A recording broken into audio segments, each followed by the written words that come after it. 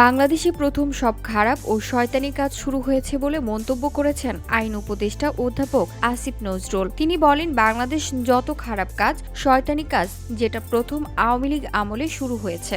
১৯৭৩ সালে আওয়ামী লীগ আমলে সবকিছু শুরু করেছে আওয়ামী লীগ, বাকিরা কন্টিনিউ করছে। শনিবার রাজধানীর কারওয়ান বাজারে বাংলাদেশ পুলিশের সংস্কার, চ্যালেঞ্জ ও করণীয় শীর্ষক গোলটেবিল বৈঠকে তিনি এসব কথা বলেন।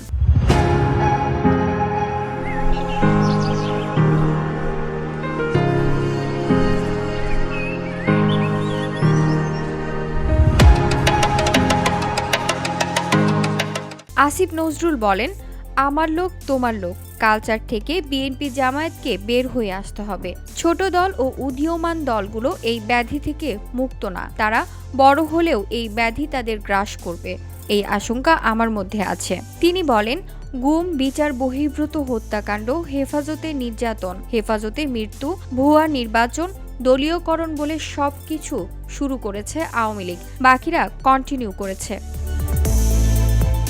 পুলিশের হাতে নাগরিকদের নির্যাতন বন্ধে সরকারের পদক্ষেপ তুলে ধরে আসিফ নজরুল বলেন, এর মধ্যে ফৌজদারি কার্যবিধি সংশোধন করা হয়েছে।